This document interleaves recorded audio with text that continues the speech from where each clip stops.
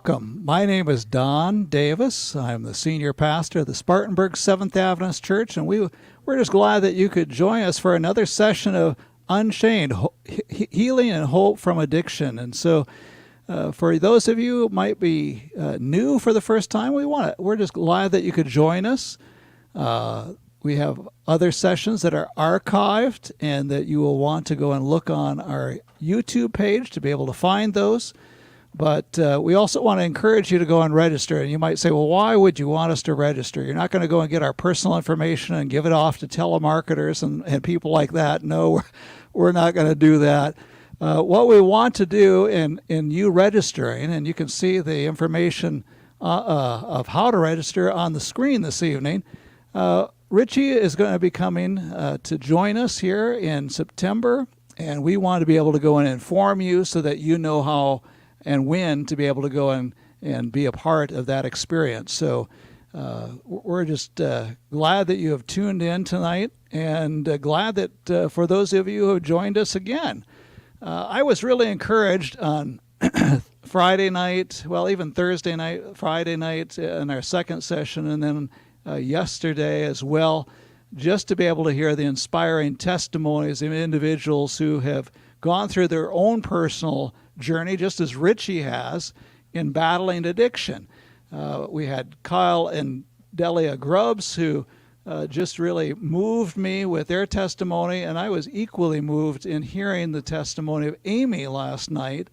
And so we're just glad that each one could be able to go and share their story. And again, we've got another special story for you tonight. I'm excited to be able to go and hear from Derek, who's going to be sharing with us in just a moment. But if you would like to go and give a question or have a comment, please do that in the chat. We had a lot of activity last night as people were commenting on both Facebook Live and also on YouTube as well. And so if you have a question or comment, just put it in the comment section. If this is your first night, just go and say that you are new in the comments. If you would like to go and pose a question to our guests this evening, we would like you to be able to do that as well. And you can do that also on our text alert. You can be able to send in questions. And you can be able to see that right at the bottom of your screen. Just be able to send that information to your question to 534-444-7183, and we will take those. You can give those questions anonymously. You don't have to go and leave your name or any personal information. Just be able to go and maybe share a question that you might have about addiction or about our special guest this evening that you'd like to go and ask him. We would welcome those. And welcome your comments. We had a lot of interaction last night. It was great to be able to have all that. It was really a sense of community and family as people were sharing back and forth. And so please do that. It really makes Unchained more personal, more welcoming. And we don't know who will be able to go and watch this episode. Someone maybe even on the other side of the planet. So we're just excited that you have joined us this evening. And just let us know that you're out there and that we're all part of this together, so this journey together. This evening, we have a special guest, and Derek Smith is with us this evening, and his wife is in the background giving him support. So we've had a delightful time just getting acquainted and hearing a little bit about their family and how God has been working in their lives as well. But Derek, tell us a little bit about yourself as far as where you grew up and what it was like for you growing up in your family. Can you share a little bit about that with us? Absolutely. Growing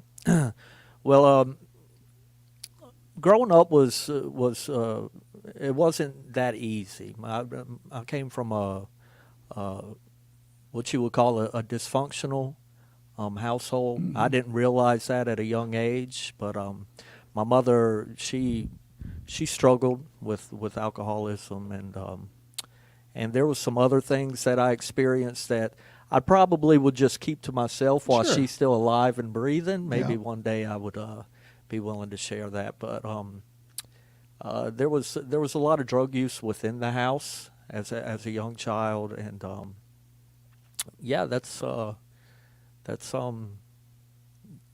the gist of it as far as my childhood goes. Sure. I realized when I came into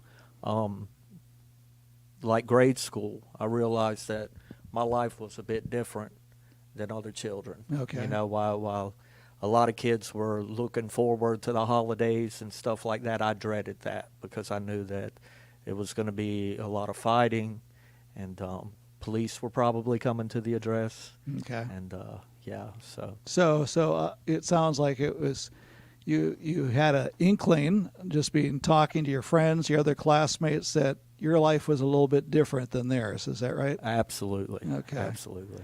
So and was that something that you must? I think you said you had some siblings as well growing up in the family. Is that right? I did. I had a younger brother. Okay. Yeah. So yeah, and as far as you went through that, seeing your mother and having that having the police come in at the holidays, I mean, how did you cope with all that? Honestly, I didn't. I don't really know how I coped with it. You know, a lot of times I would try to stay to myself. I used to go out in the woods, play in the woods a lot, but even as a child, I really didn't have that many friends. Mm-hmm. You know, so yeah, it was a pretty lonely time. Mm-hmm.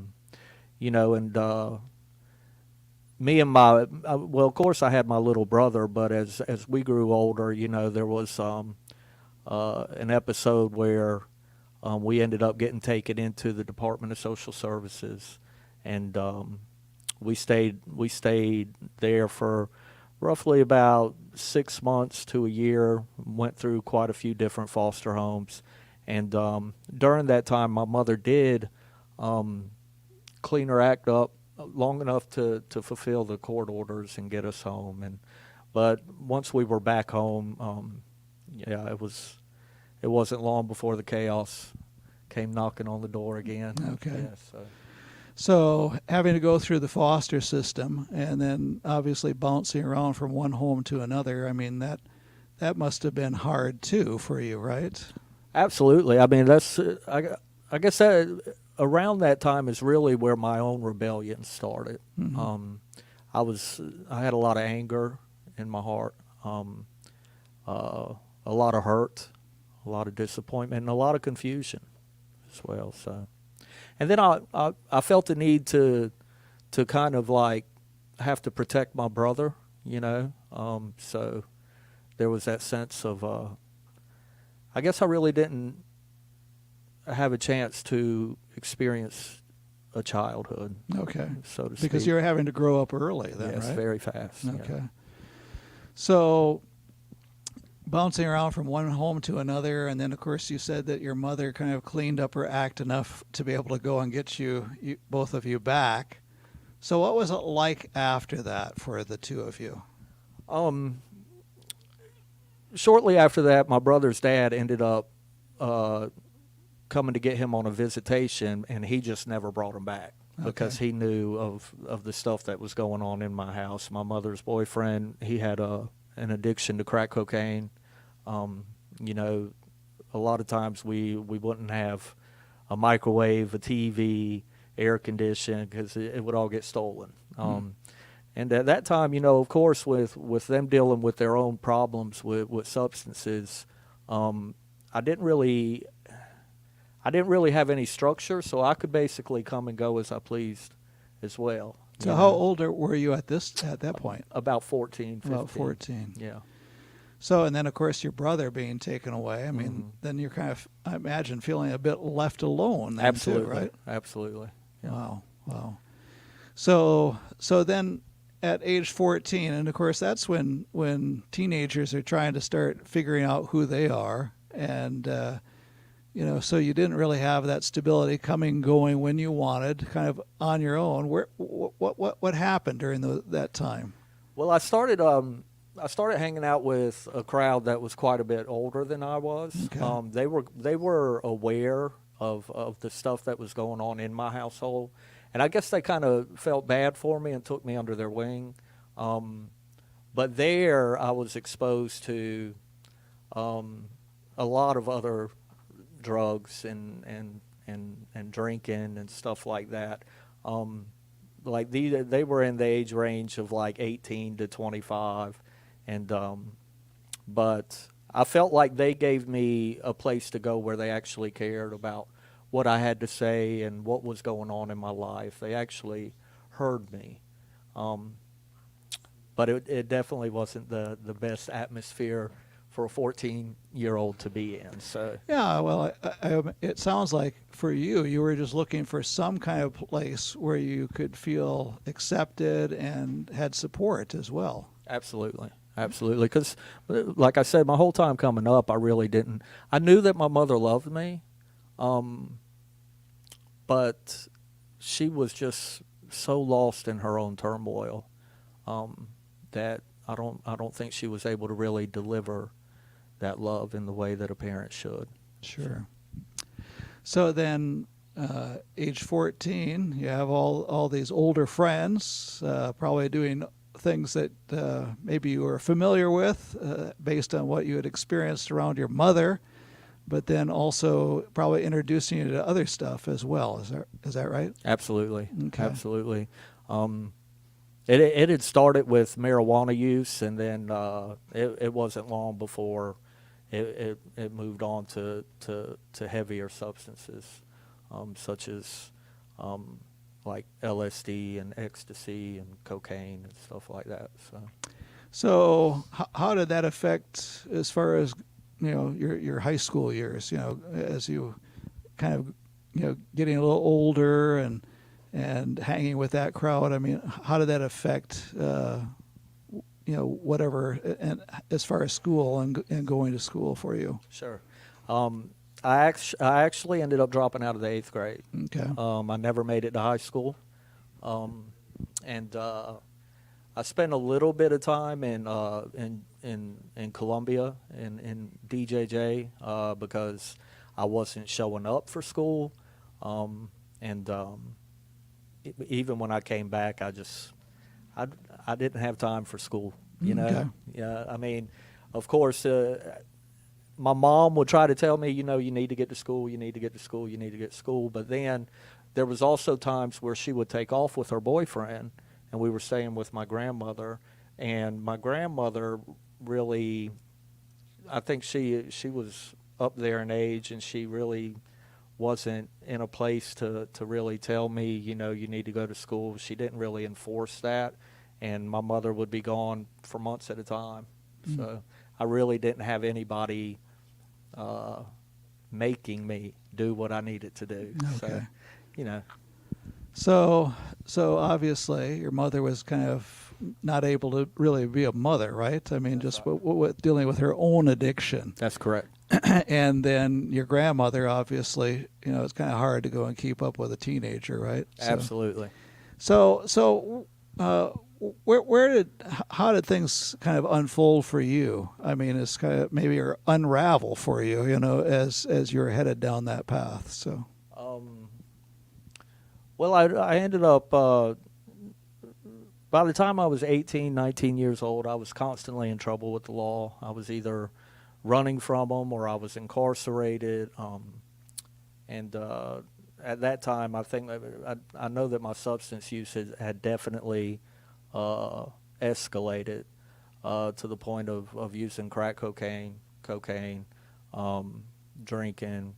And I had met another woman who had worked at a gentleman's dance club, and we ended up having a child together, and that child went to stay with my dad within a couple of weeks because we were still like really heavy into drugs, So it unraveled very, very chaotically, and then in 2005, ended up getting arrested for numerous charges, and she signed some statements on me. And from 2005 to 2007, I was at Spartanburg County Jail, waiting to go to court for those charges. So obviously, waiting in jail. So what was the next step as far as, I mean, how long did it take you as you're going through all of this to realize, did you have any inkling that, life was kind of not going maybe the way that you wanted it to?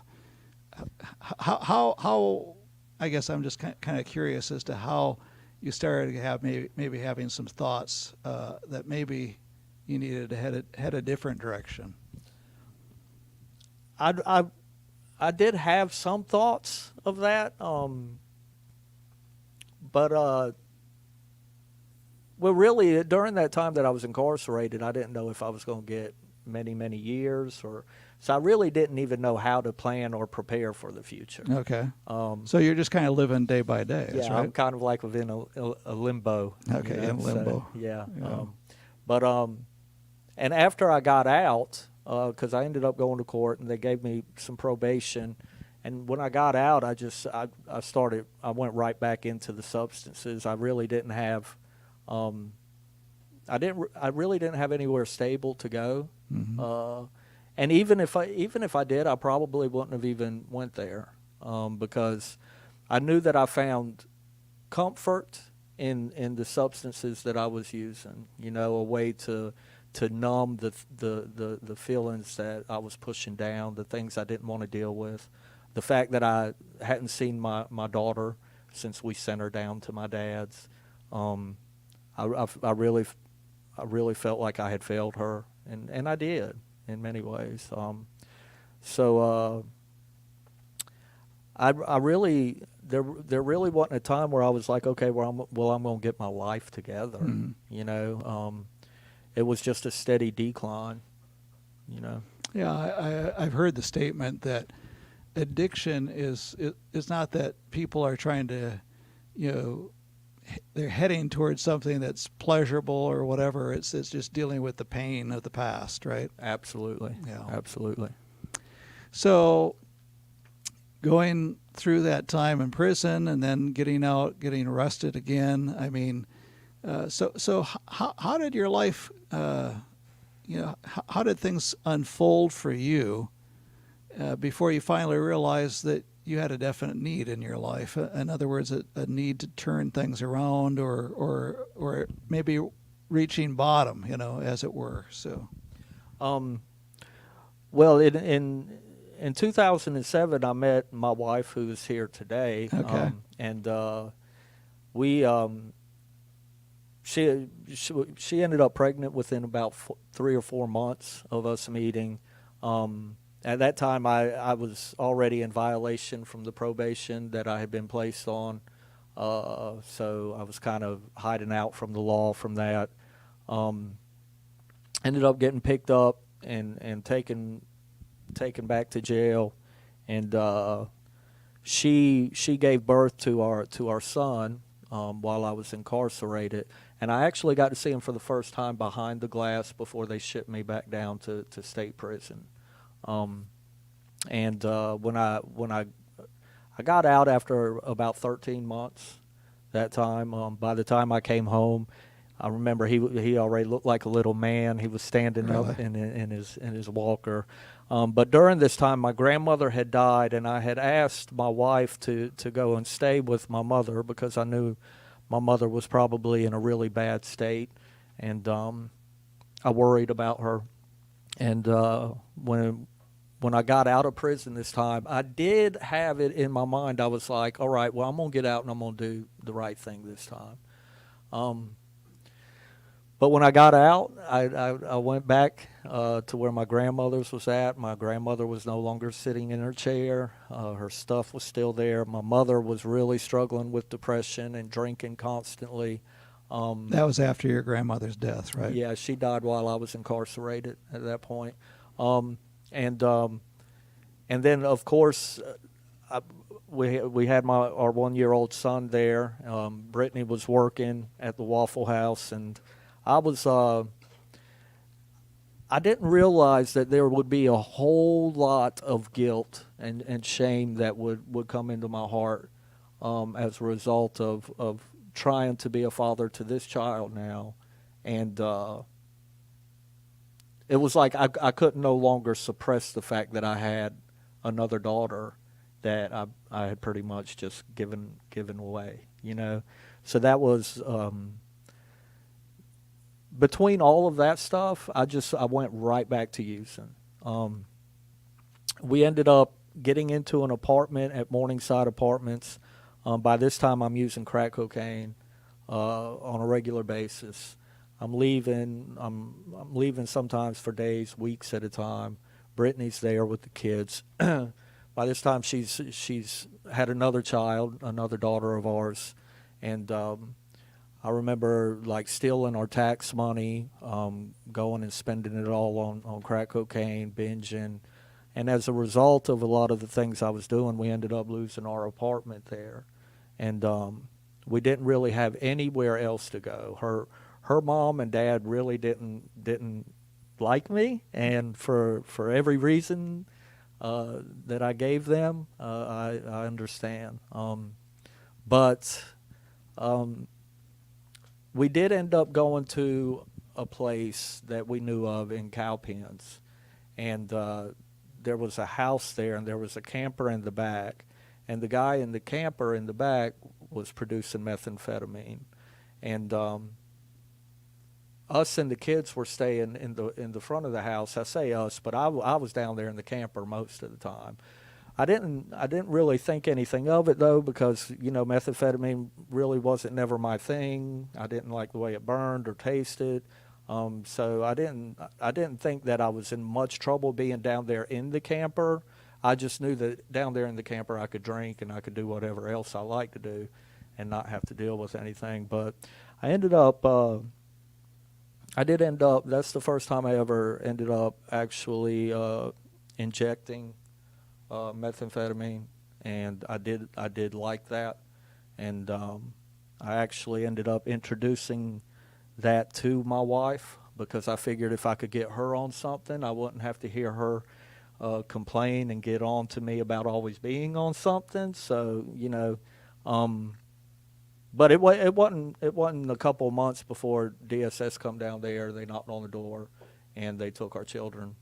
I think we stayed together maybe a month after that, and then we split up.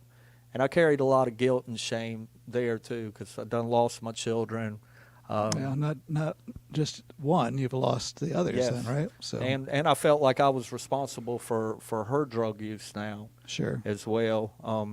So when that happened, I went off the deep end, and we lost our children December of 2013, and in April of 2014, I was arrested again for manufacturing methamphetamine. By this time, I was homeless, and I got out after 8 months in the county on probation again. I never even went to probation the first time. Was right back using. And in 2015, they ended up arresting me, charging me with not reporting to probation, and I went back to prison again. In 2000, I was scheduled to be released January of 2017 from the Department of Corrections. Ended up maxing out from Tiger River in December of 2016. But even then, I hit the streets and was using again. And then the real turning point in my life, and I didn't even realize it at the time, but I weighed 182 pounds when I got out of prison, and by April of 2017, I was down to 127 pounds. That was that was how extreme my use was. But in July of 2017, I ended up being stabbed 3 times, and I was rushed to the hospital. I had a collapsed lung. Almost died, almost lost my life. And I remember being in that hospital and being rushed in there in the gurney, and they had to make an incision, and I'm not going to get too graphic, but they had to get a tube down in my lung and pretty quick. And I remember seeing all the blood and everything and realizing I was having a hard time breathing. I remember thinking to myself, you're about to die here in this hospital room, and you're going to die alone, and it's your fault. You've hurt everyone that ever cared for you. You've disappointed everyone that ever loved you. And I think that was the first time in my life that I ever started taking responsibility or accountability for my actions.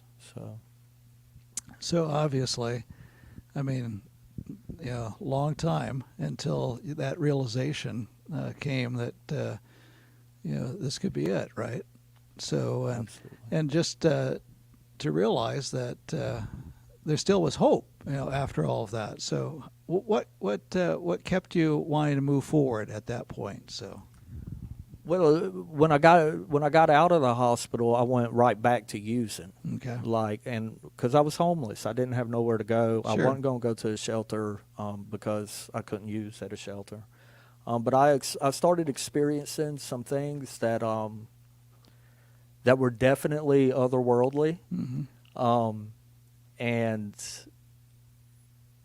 it was so extreme over the course of that 5 months, from the time I got stabbed, that that I definitely had an experience with the one who is in control of all things, and he was definitely getting my attention, and to the point where even there were some times where I had wondered if I had died in that hospital room, and if I was experiencing what hell was. And I know that in November of that year, I remember I cried out to Buddha, to Allah, to every name you could think of, every name I've ever heard of, except for Jesus, because I was like, if Jesus is the real deal, I'm in trouble. I'm in trouble because I spent my whole life criticizing anything having to do with Christianity. I used to write a lot of music that was very blasphemous, and I never wanted anything to do with the Jesus fella, But there was a point where I called upon the name of Jesus, and all the turmoil and everything that I was experiencing came to a standstill. And that following morning, when I woke up, it was like I was seeing color for the first time. Everything was vibrant. Everything had life, and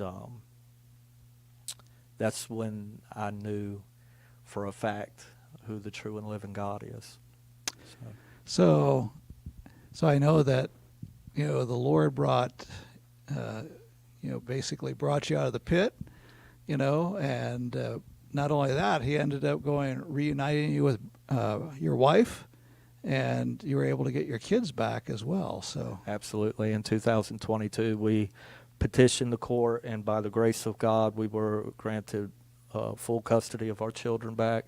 But the crazy thing is about 6-7 months before that, I had gotten a random phone call from a woman down in Florida, and she had my oldest daughter, who was by that time 16, and she had came to live with us right before that. So ended up with all the children back. Wow. Yes.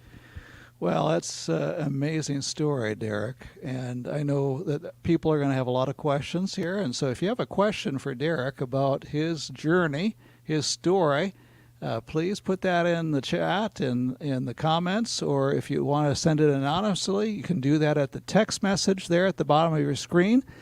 And at this time, we're going to go and hear another special message from Richie Halverson.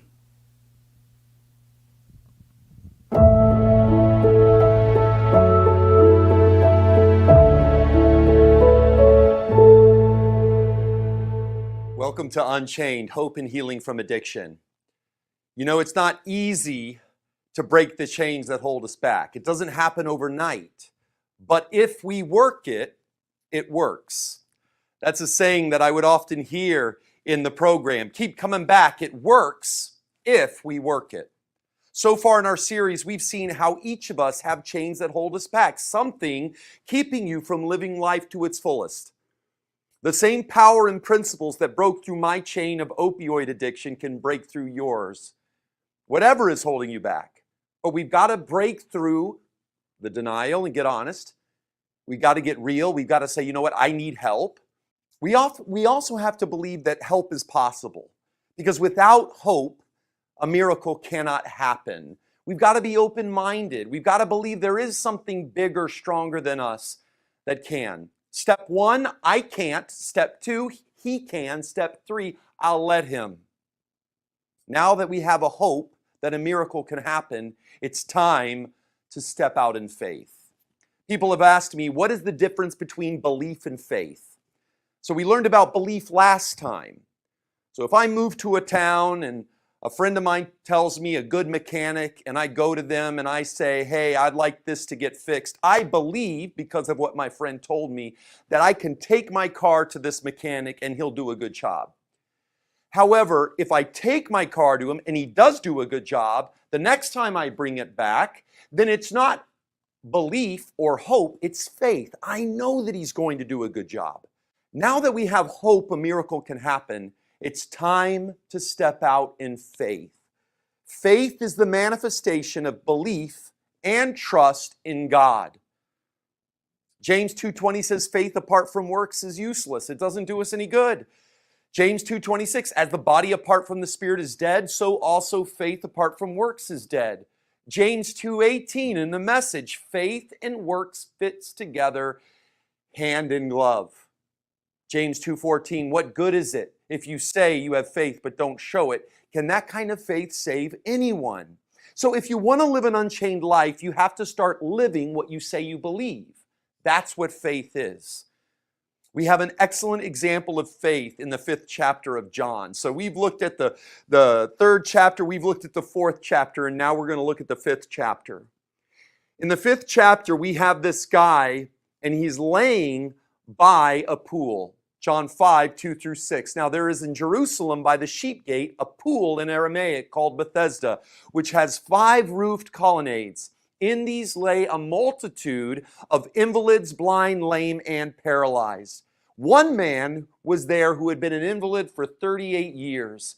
When Jesus saw him lying there and knew that he had already been there in a long time, he said to him, "Do you want to be healed?" Now at first it seems like a pretty stupid question. Do I want to be healed? Well, what do you think? Verse 5 says he had been there in the same sick state for 38 years. I wonder, how many years have you been in the same state that you're in right now? How many years are you going to just feel drowned by the debt? How many years are you going to feel chained by circumstance and problems? How many years are you going to be chained to a dysfunctional and toxic relationship? For 38 years, this man has been coming to the pool only to leave the same way he showed up. How many seminars are you going to go to on anger and still leave the same way you showed up? How many classes on forgiveness do we have to go to finally have a breakthrough? Now, some translations say, do you want to be healed? Others say, do you want to be well? But my favorite says, do you want to be whole? The Greek word isn't just talking physical, it's talking spiritual, it's talking emotional. We are physical, emotional, mental, spiritual beings. And whenever one of those elements are out of whack, we don't feel the fullest, we don't live to the fullest of our potential.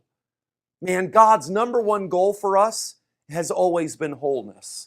Which is why when you ask God for help, I've noticed something. He'll always go deeper than you really want him to go. At first, I just wanted some help with a drug problem.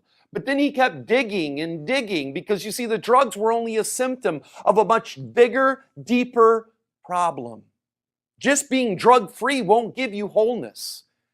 Have you ever heard of the term a dry drunk? A dry drunk, they're just as miserable and mean as before. They're just without drinking. In fact, most of the time, a dry drunk is so miserable to be around, the people that live with them wish they would go back to drinking. Anything short of wholeness isn't enough. You see, until you feel completely unchained, you'll never feel and experience life to its fullest potential. And so in verse 3, it says, there were a multitude of invalids, blind, lame, and paralyzed. Just as there was a variety of problems at this pool, There are a variety of problems that all of us are facing in our lives. Some of us have money problems. Some of us have marital problems. Some of us have health problems. Some of us have job problems. Some of us have drug problems. Some of us have eating disorders. Some of us have bad attitude problems. And like this broken man, what we often do is we look at a pool and we think, if I could just get that, everything would work out. If I could just get the degree, everything would work out. If I could just get more money, everything could work out. If I could just get married, everything would work out. If I could just get unmarried, everything would work out. But those things won't give you wholeness. Jesus asked, do you want to be whole? Not, do you want to get married? Not, do you want to be rich? Because to give you those things wouldn't be nice. It would be torture, because then you would believe that those things can give you wholeness, that they can make you happy, and they can't. Do you want to be whole? And the sick man answered, well, I have no one to put me into the pool. That's the wrong answer. The pool won't give you wholeness. Popularity won't give you wholeness.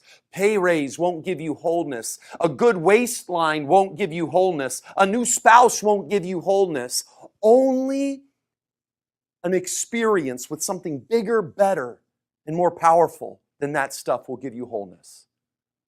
You see, the legend of this story and the legend during this time was that if you got in the water at just the right time, when it moved, that you would be healed.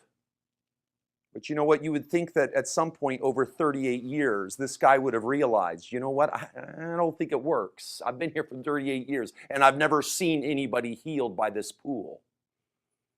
The definition of insanity is doing the same thing over and over again, expecting different results. How many times do you have to go to the dope to realize that the dope doesn't work?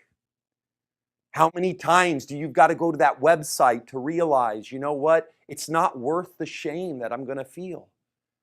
How many times are you going to realize that the worrying never works, money never works, arguing never works, complaining never works? But this is the thing, God is offering something that works right now. Like with the paralytic, Jesus is asking each of us, do you want to be whole?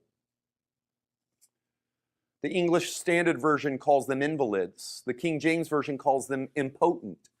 It's a word that means ineffectual, inadequate, useless. In a Greek word, it means weak, sickly.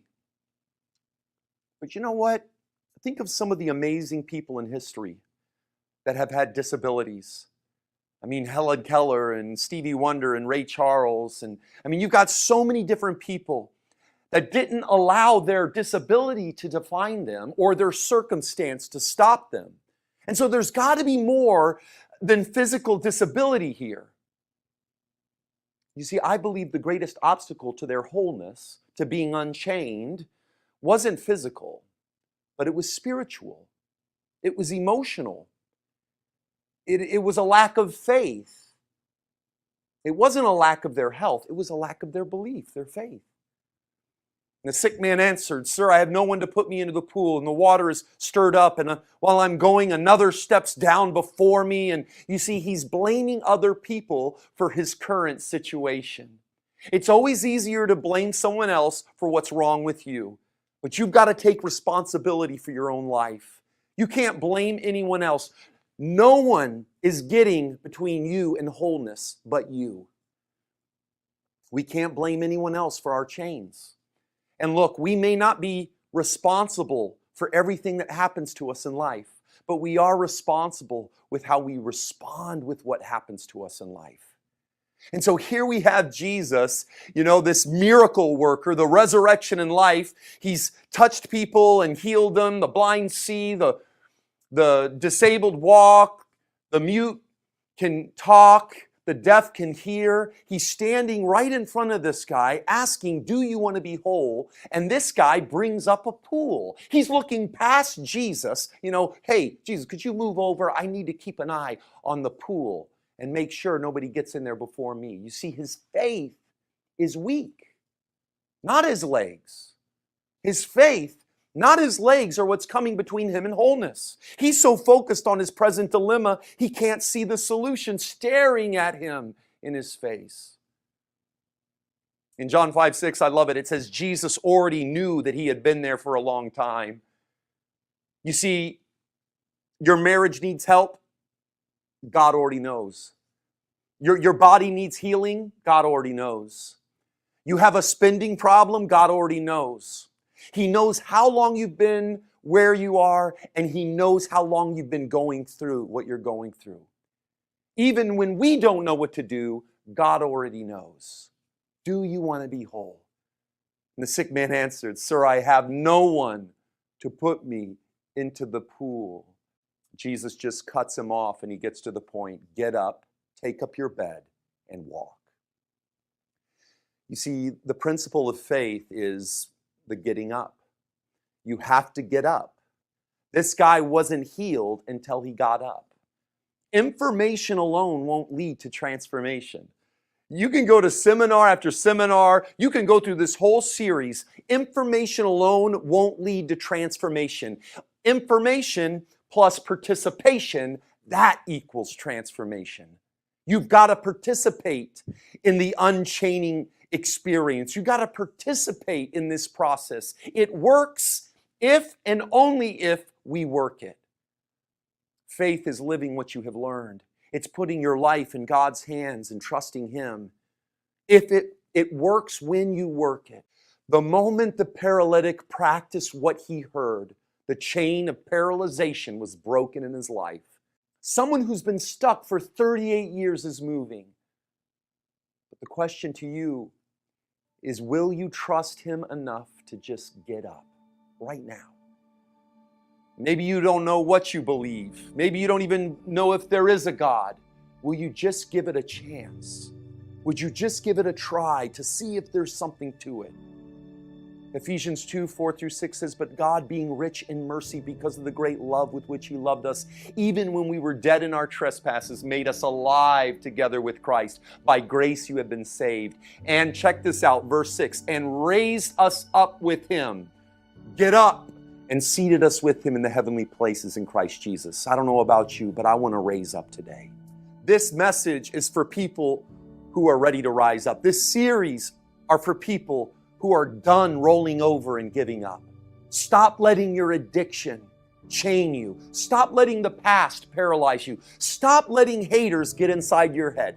Do you want to be whole? At the end of this scene in John 5:8, it says that the Jews were seeking all the more to kill Jesus. When Jesus raised Lazarus from the dead in John 11:53, it says from that day on, they made plans to put him to death. So think about this. Every miracle Jesus performed was a death sentence for Jesus. He knew what healing this man would cost. He knew that to make this man's legs move meant that his own legs would need to be nailed to a cross and could not move. For this man to be able to pick up his bed and walk, he would have to pick up his cross and walk. The only way to give wholeness was if he went into the grave and died. To break your chains, Christ's body was broken. That's how much God loves you. Listen, no one else has ever done that for you. No one has ever done what God has done for you. So why not trust him when he says, get up? Why don't you give him a chance? Do you want to live an unchained life? Do you want to be whole? The question is coming through to each of us right now. And there's only one real good answer. Yes, I want wholeness. Well, then you got to get up. You got to make the decision right now to get up. What you've been doing hasn't worked. So why not try something new?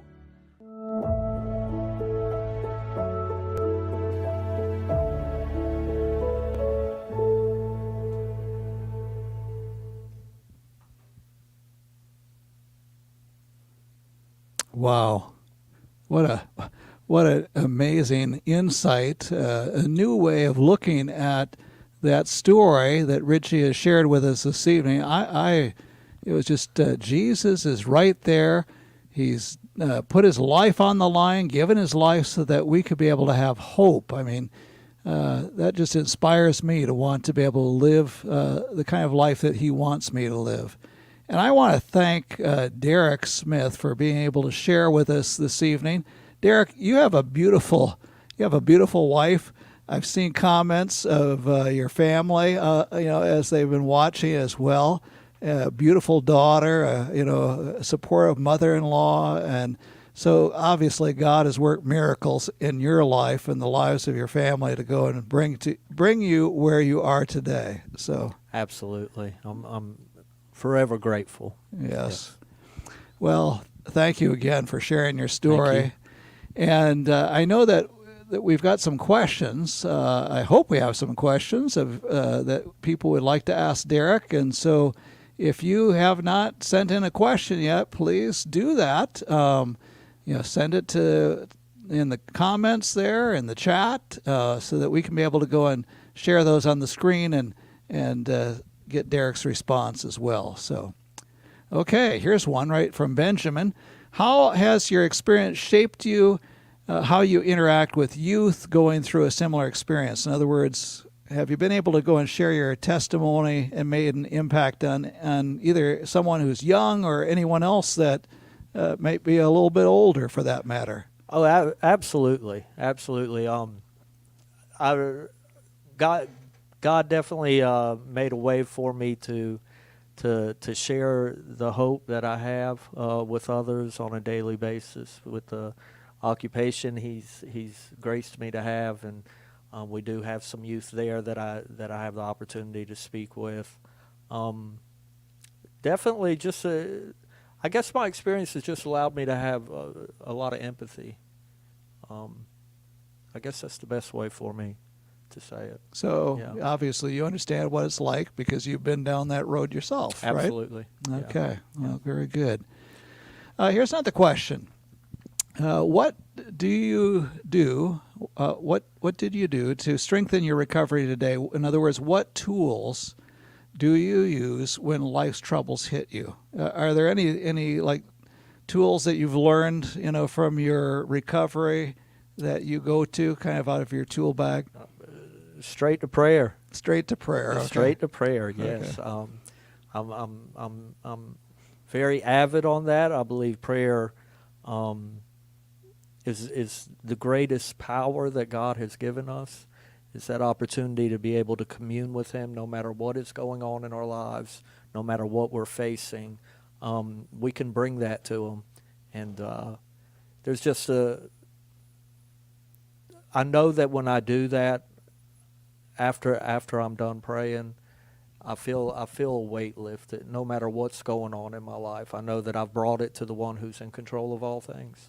So obviously we had at the very end of your testimony as you were sharing your story, you said that you didn't want to have anything to do with Jesus. It was like He was the last one. He was the last one. He was the last one. So I'm just wondering how has prayer changed for you? In other words, didn't want to go and have to. You pray to Buddha, pray to Muhammad, pray to anyone else, but not to Jesus. So how has that changed? Wanting to pray to Jesus. Well, it changed drastically from my first one, because my first one was just like a cry of desperation, and just I don't know if anyone were to hear me if they'd be able to make any sense of it. Sure. But it's changed dramatically. I know that I'm speaking to the Creator of all things, and He revealed Himself to me in a way where there's no doubt in my mind, and that is the only thing that could have changed me, the only thing that moved me enough to get up, Yeah, So absolutely. And I think the thing that's encouraging is that we may not know the right words, but He can understand what we're still trying to say, right? Absolutely. That's good. Okay, here's another question. What do you have to say to others who are still struggling with addiction and don't know what to do or who to turn to?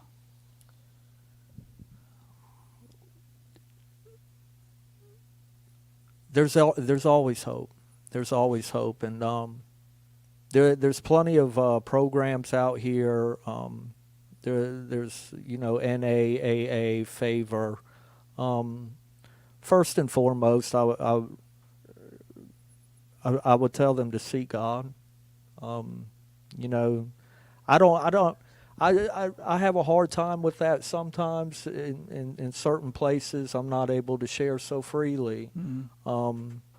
Just the times that we're in right now. Sure. But I really don't know any greater advice that I could give other than to seek God, because he tells us, when you seek me with your whole heart, you will find me. Okay. I like that. Here's another question. How do you deal with feelings of shame and guilt to keep from using again?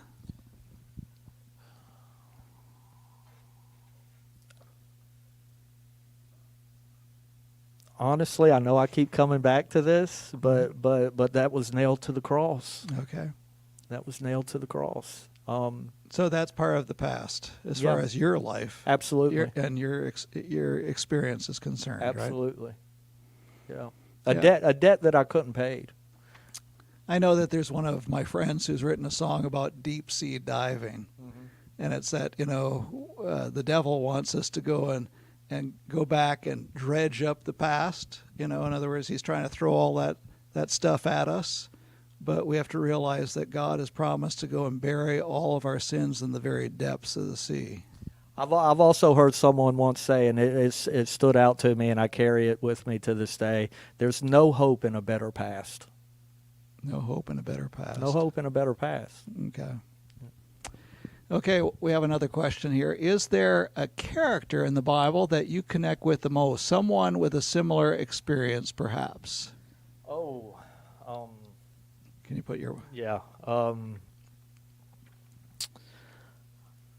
I know it's going to sound cliche, but I would say David with his adultery and stuff like that, and because I definitely experienced some of that in my past life, but definitely the guy who was blind and couldn't see, and Jesus restored his sight, and the Pharisees and the Sadducees, they all were trying to ask him all these questions, and he said, it's basically, I don't care about all your doctrine or what you know. All I know is I was blind and now I see. And the man who's born blind. Yes, yeah. and that's definitely because that was the first thing that when I had that experience, I ran back to my mother and everyone that I had come into contact with throughout the beginning of my conversion. That was all I could say is my eyes have been open. My eyes have been open. So, well, very good. So, do we have? We have one more question. What are the top 3 things that are crucial to maintaining your recovery that you practice today? In other words, what are some of the real practical things that you hang on to? Obviously, you mentioned prayer, but are there other things that are crucial to maintaining your recovery practice today? Definitely, just sharing my testimony. And I often say the only way to keep it is to give it away. There's a lot of people out there still struggling, and when someone who's been there can come along with a message of hope, there's a difference in somebody just coming and trying to tell them what to do. So definitely just networking with other people in the recovery community, and I definitely still I journal. I journal a lot. I got a journal I keep at my desk at work, and that's always been a passion of mine, writing. So yeah, I'd say journaling, prayer, and networking with other people and sharing. That's great. The message of hope. That's great. Yeah. Well, we want to thank you again, Derek, for being with us this evening. And I believe we have a book winner. Is that right? Do we have a book winner? Okay, tonight's winner is Robin Lundy. So congratulations, Robin. We will make sure that you get a copy of Richie's book, Darkness Shall Not Overcome, and we're glad that you could be able to join us this evening. Every night we're going to go and have another chance to be able to win a copy of Richie's book, so we hope that you can be able to join us again.